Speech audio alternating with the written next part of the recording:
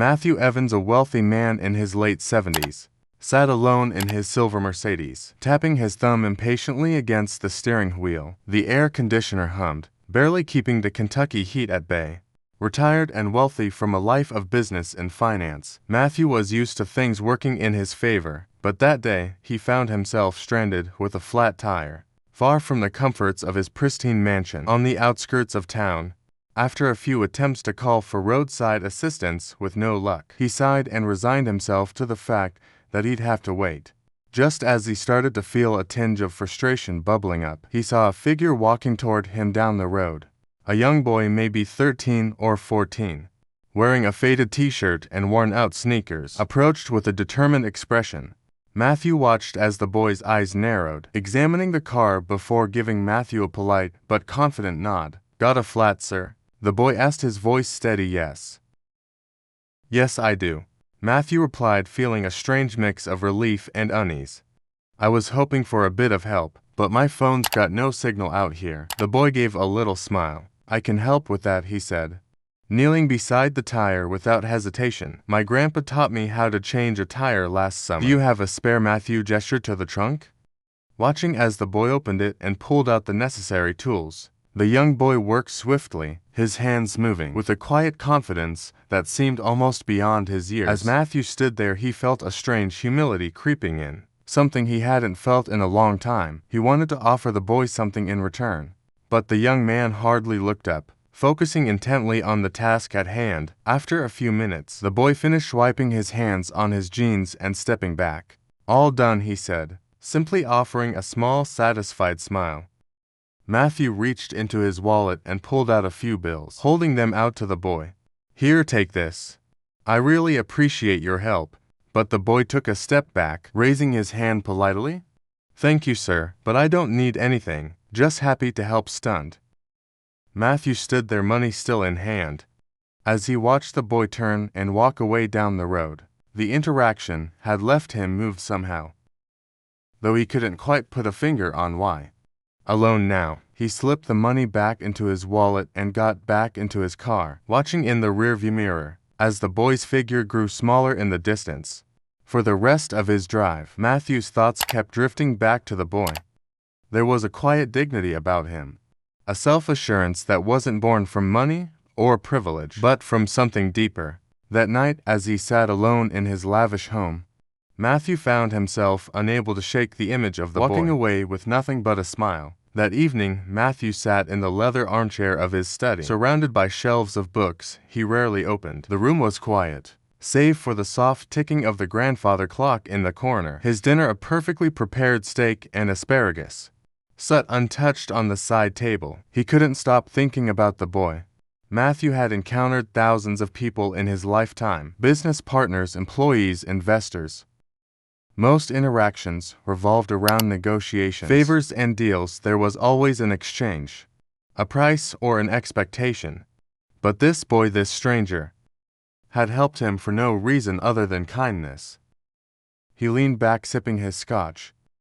The memory of the boy's confident smile replayed in his mind. He didn't look like someone who had much. Matthew thought the worn shoes, the faded clothes, the dust on his hands, it all told a story, and yet the boy carried himself with a kind of integrity that seemed so rare these days. The next morning, Matthew couldn't resist the urge to find the boy.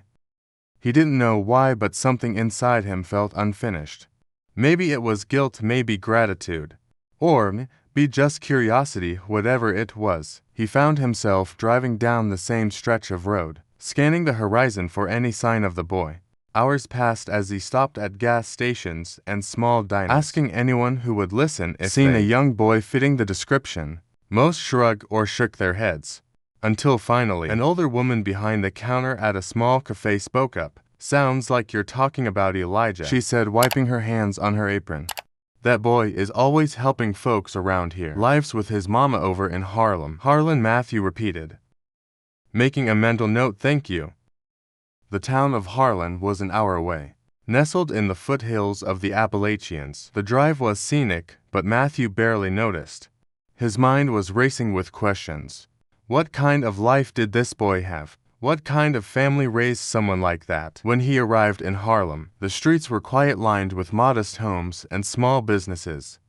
He asked a few locals about Elijah and was eventually pointed to a small house on the edge of town. The house was worn but tidy, with a front porch that sagged slightly under its own weight. Matthew parked his car and hesitated for a moment, unsure of what he would even say.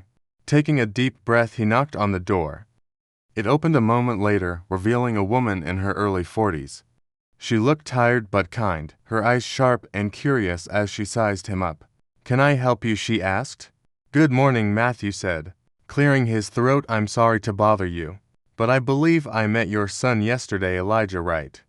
He helped me with a flat tire." Her expression softened instantly. "That sounds like my Elijah," she said with a small smile. "He's always helping folks. I just wanted to thank him properly."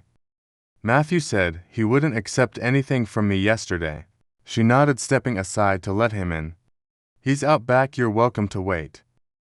Matthew stepped inside, taking in the modest surroundings. The furniture was old but clean, the walls adorned with family photos, and a few hand-drawn pictures that looked like they came from a much younger Elijah. It was a far cry from his own home, with its pristine surfaces and expensive artwork. Yet something about this space felt warmer, more alive. He followed her out to the backyard, where Elijah was repairing the fence. The boy looked up, surprised to see Matthew. "Hey, mister," Elijah said, wiping his hands on his jeans. "What are you doing here?" Matthew smiled, feeling strangely nervous. "I wanted to thank you again.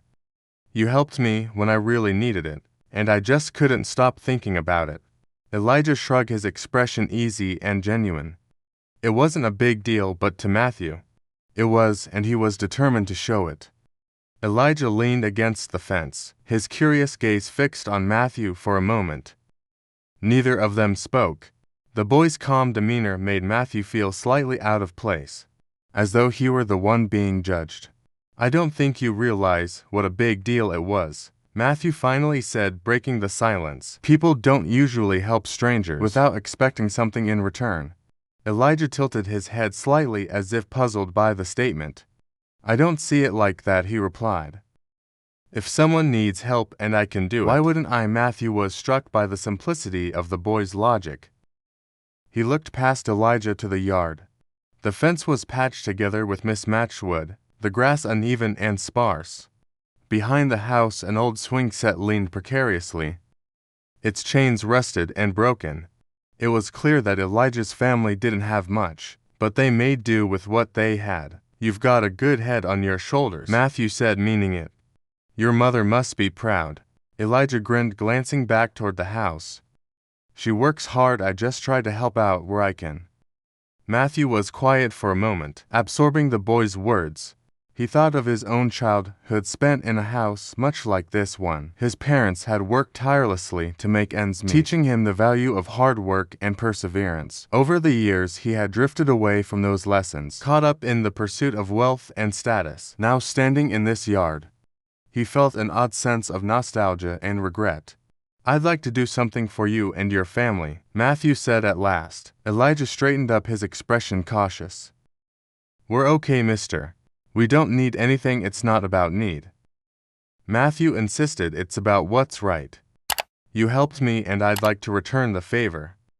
Before Elijah could respond, his mother stepped out onto the porch, wiping her hands on a dish towel. "Elijah, you better come inside and wash up before lunch," she called. Then her eyes shifted to Matthew. "Would you care to join us? It's nothing fancy, but you're welcome." Matthew hesitated, unaccustomed to such an invitation, but the sincerity in her voice left him no room for excuses. "I'd like that," he said, following her into the house. Inside, the kitchen smelled of freshly baked bread and roasted vegetables. The table was small, surrounded by mismatched chairs, but it was set with care. Matthew took a seat, feeling strangely out of place in his tailored suit. Amidst the humble surroundings, Elijah washed his hands at the sink and joined them, his easy smile never faltering. As they ate, Matthew found himself drawn into their conversation. Elijah talked about his school, his friends, and his dreams of becoming an engineer. His mother shared stories about the community, speaking with a quiet pride about the people who looked out for one another. Matthew listened intently, feeling a warmth he hadn't experienced in years. For all his wealth and success, his own home felt cold and empty compared to this modest house, filled with laughter and genuine connection. After lunch, as they cleared the table, Matthew turned to Elijah's mother. "You've done a remarkable job raising him," he said. "He's got more heart than most people I know." She smiled, her eyes shining with gratitude. "Thank you, he's a good boy. But we've had our struggles. We've learned to appreciate the small things." Matthew nodded, his mind already turning over ideas he didn't want to overstep. But he couldn't walk away without doing something for them. This family had given him a gift he hadn't even realized, a reminder of what truly mattered. Matthew left their home that afternoon with a sense of clarity he hadn't felt in years. Driving back to his estate, he began to plan. This wasn't about charity. It was about honoring the boy's selflessness and the family's resilience. Elijah and his mother deserved more than patched fences and worn furniture. They deserved stability and recognition for the strength they showed every day.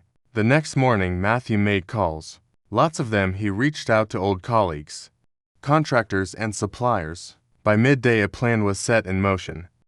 Within a week, trucks and workers began arriving at Elijah's home. Matthew stood on the sidewalk, clipboard in hand, directing the renovations as Elijah and his mother looked on in shock. "You didn't have to do this," Elijah's mother said, her voice trembling as she watched the crew unload supplies. "We've managed fine on our own." Matthew turned to her, his expression earnest. "You've done more than manage. You thrived, but you gave me something I didn't know I was missing. Let me give back." Elijah was quieter than usual, standing next to his mother with a thoughtful look on his face. Matthew knelt slightly, meeting his eye. "You taught me something, Elijah. Helping people isn't about money. It's about showing up. I want to show up for you." Over the next several weeks, the house underwent a transformation. The sagging porch was replaced with sturdy wood, the roof repaired, and the rusty swing set out back was replaced with a new one. Inside, the walls were painted, the floors polished, and the kitchen upgraded with modern appliances.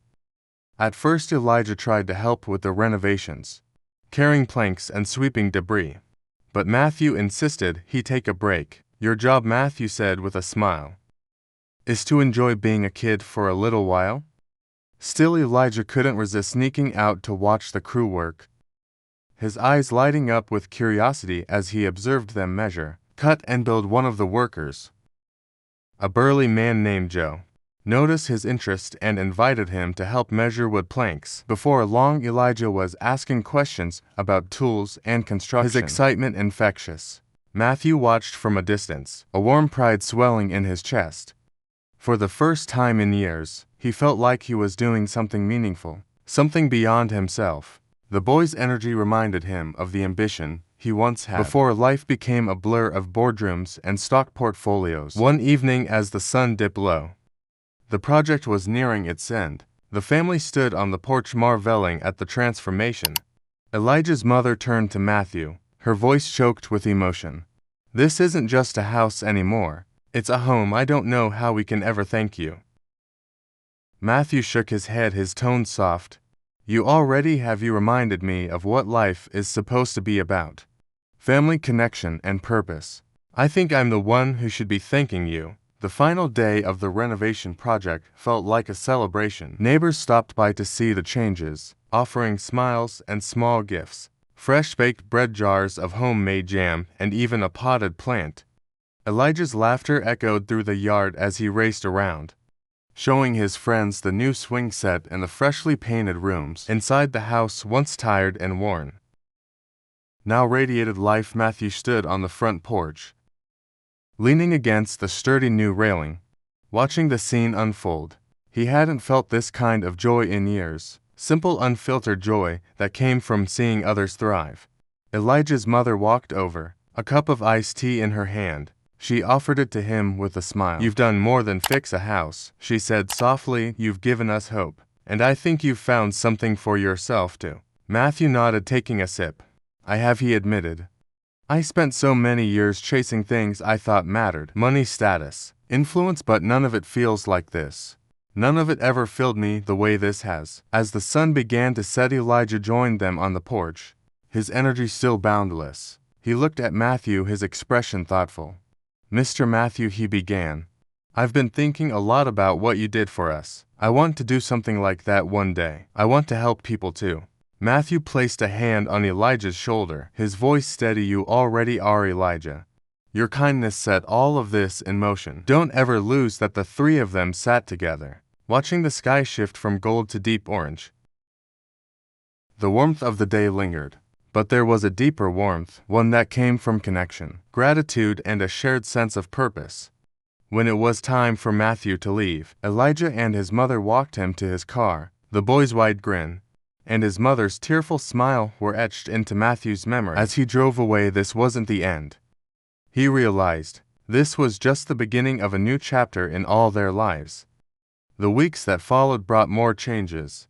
Elijah's newfound curiosity about construction blossomed into a passion. Matthew arranged for him to spend time shadowing the workers who had helped renovate the house. Elijah soaked up every bit of knowledge, eager to learn. Matthew, in turn, found himself drawn back to Harlan again and again. Each visit felt less like a trip and more like a return home. He no longer felt like an outsider in their lives. He was part of something bigger now. And for the first time in years, he was content the story ended where it had begun. In a small town with a big heart, where one act of kindness from a young boy reminded an old man of life's greatest lesson. It's not about what you have, but what you give.